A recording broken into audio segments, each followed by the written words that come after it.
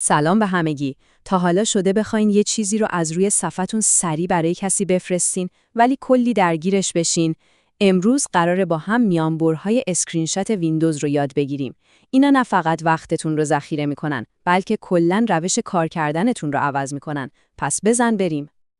خب بیایید با خودمون راست باشیم.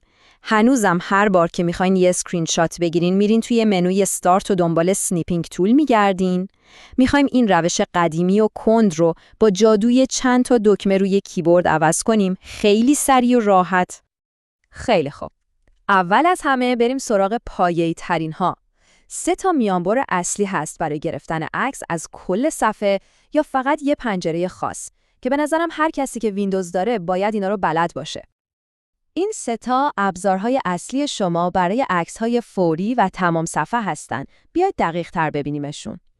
خب اینجا نکته مهم تفاوت بین این هاست. ببینید دکمه PRTSCN به تنهایی کل صفحه رو توی کلیپ بورد کپی میکنه. یعنی بعدش باید یه جایی پیستش کنید. اما اگه دکمه ویندوز رو با PRTSCN بزنید دیگه نیازی به پیست کردن نیست. خودش اتوماتیک عکس رو به عنوان یه فایل توی پوشه پیکچرز شما ذخیره میکنه.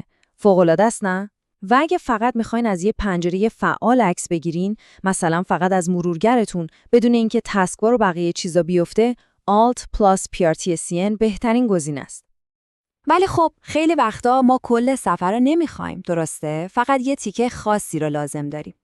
برای اینجور وقتا یه ابزار فوق‌العاده انعطاف پذیر هست که بهتون اجازه میده دقیقاً همون قسمتی رو که میخواین انتخاب کنین. و این همون میانبریه که باید حتما به خاطر بسپارینش. دکمه ویندوز، شیفت و اس. این 3 تا دکمه با هم یه ابزار خیلی قوی و دقیق رو باز میکنه که راستش رو بخواین نسخه مدرن و خیلی خفن‌تر همون اسنیپینگ تول قدیمیه. و کار کردن باهاش فوق‌العاده ساده است. ببینید این دکمه ها رو که میزنین، صفحه‌تون یکم تاریک میشه، بعد با ماوس اون قسمتی رو که میخواین انتخاب میکنین و تمام.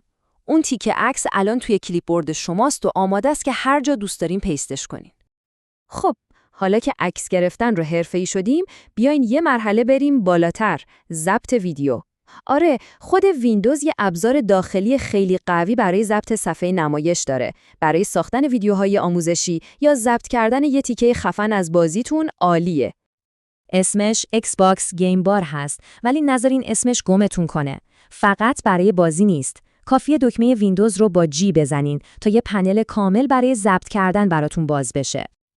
اینجا چند تا میانبر اصلیش رو می‌بینیم. ویندوز به علاوه Alt به علاوه R ضبط ویدیو رو شروع و متوقف میکنه به همین راحتی. اما یه قابلیت واقعاً باحال داره. ویندوز به علاوه Alt به علاوه G. فرض کنین یه اتفاق جالبی همین الان روی صفحتون افتاد و شما در حال ضبط نبودین. کافیه این دکمه ها رو بزنین تا 30 ثانیه آخر رو براتون ذخیره کنه. انگار یه دکمه ریپلی فوری برای کل کامپیوترتون دارین.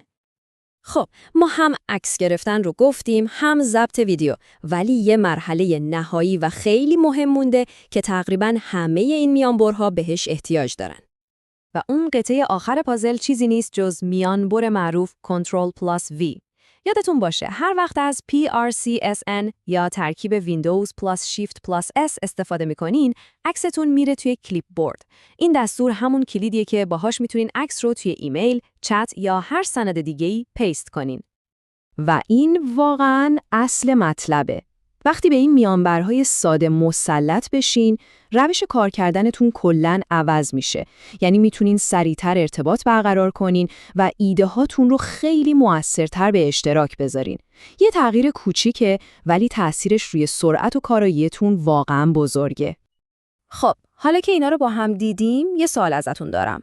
اولین میانبری که میخواین یاد بگیرین و توش استاد بشین کدومه؟ یکی رو انتخاب کنین، همین الان تمرینش کنین و ببینین چطور کاراتون رو سریعتر میکنه.